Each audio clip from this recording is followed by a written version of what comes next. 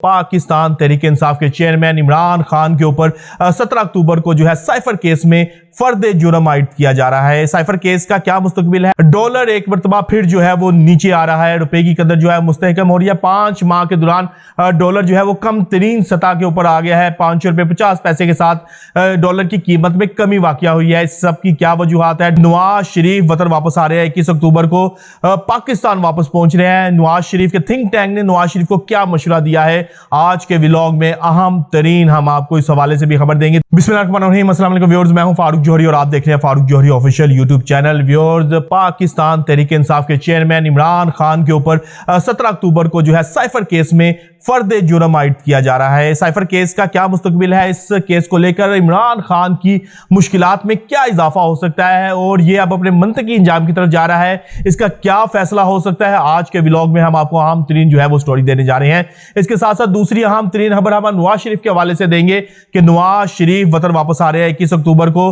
पाकिस्तान वापस पहुंच रहे हैं। नवाज शरीफ के थिंक टैंक ने नवाज शरीफ को क्या मशवरा दिया है, आज के व्लॉग में अहम तरीन हम आपको इस हवाले से भी खबर देंगे। तीसरी अहम तरीन खबर हम आपके साथ शेयर करेंगे कि डॉलर एक मरतबा फिर जो है वो नीचे आ रहा है, रुपए की कदर जो है मुस्तहकम हो रही है। 5 माह के दौरान डॉलर जो है वो कम तरीन सतह के ऊपर आ गया है। 5 रुपए 50 पैसे के साथ डॉलर की कीमत में कमी वाक़या हुई है। इस सब की क्या वजूहात है? डॉलर अब जो है वो काबू में क्यों आ रहा है? आज के व्लॉग में आज हम आपको अहम तरीन जो है वो इनसाइडर देने जा रहे हैं। लेकिन आज की पहली अहम तरीन खबर हम इमरान खान के हवाले से देंगे कि इमरान खान के ऊपर साइफर केस के अंदर 17 अक्टूबर को जो है वो फर्द जुर्म आयद की जा रही है। इमरान खान की बज़ाहिर मुश्किलात में ऐसा महसूस हो रहा है कि इजाफा होने जा रहा है। कुछ लीगल एक्सपर्ट्स के मुताबिक इमरान खान इस केस में जो है खासी मुश्किलात का सामना करना उनको पड़ सकता है। केस जो है वो अब अपने मंतकी अंजाम की तरफ जा रहा है। लीगल जो माहिरीन है, कानूनी माहिरीन जो है, उनके मुताबिक जो हुसूसी अदालत है इस केस को लेकर इमरान खान को 10 साल तक की सजा जो है वो सुना सकती है। लेकिन दूसरी जानिब अगर बात की जाए इमरान खान की लीगल जो टीम है, उनकी जो अपने कानूनी माहिरीन है जो इस केस को फॉलो कर रहे हैं, इस केस को लड़ रहे हैं, उनके मुताबिक इमरान खान को अगर साइफर केस में हुसूसी अदालत जो है वो कुछ सजा भी सुनाती है और इस हवाले से कोई इमरान खान के खिलाफ फैसला भी आता है तो ऊपर की अदालत में जाकर इमरान खान के हवाले से फौरी तौर पर जो है वो रिलीफ हासिल कर लिया जाएगा। फौरी तौर पर इमरान खान को रिलीफ मिल जाएगा। फर्द जुर्म जो आयद की जा रही है, इसके बाद इमरान खान की लीगल टीम बहुत ज़्यादा पुरुमीद है कि इमरान खान को जल्द जो है इस केस में भी हम रिलीफ हासिल करवाने में जो है वो कामयाब हो जाएंगे।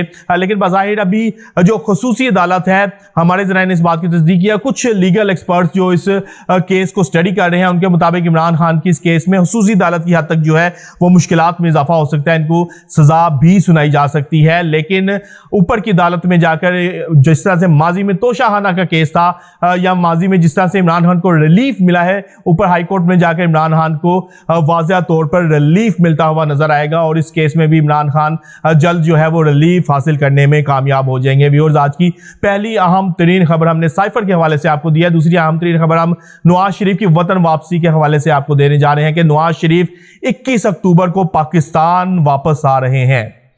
नवाज शरीफ मुकम्मल तौर पर तैयार हैं पाकिस्तान वापस आने के लिए, लेकिन इससे पहले नवाज शरीफ के थिंक टैंक ने उनको एक मशवरा दे डाला है।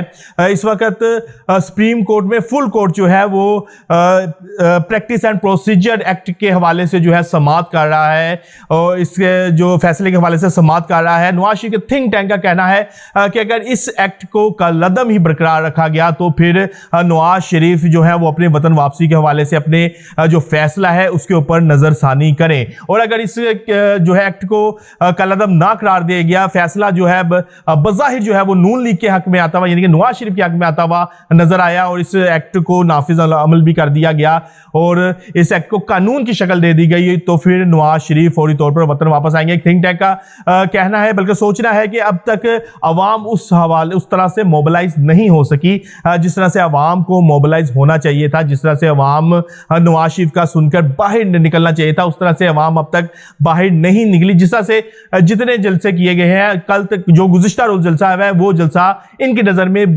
कुछ बेहतर जलसा था, लेकिन नवाज शरीफ ने इस जलसे के हवाले से भी कहा है कि अगर यही अवाम की दिलचस्पी का हाल रहा तो 21 अक्टूबर को मेरे इस्तकबाल के लिए लोग कहां से आएंगे। क्योंकि जिस तरह से जलसा हमने भी कवर किया है, हम भी मौके पर मौजूद थे इस जलसे को, जिस तरह से टेबल से लगाई गई, जिस तरह से इस जलसे को एक पार्टी का दर्जा दिया गया, जिस तरह से एक माहौल दिया गया था, इसके बाद भी जो है अवाम उस तरह से जमा नहीं हो सकी जिस तरह से सोचा जा रहा था, जिस तरह से नवाज शरीफ को ब्रीफ किया गया था कि अब अवाम जो है आहिस्ता आहिस्ता मोबिलाइज हो रही है और स्टेप बाय स्टेप जो है हम अवाम को अब मोबिलाइज करने में कामयाब हो रहे हैं।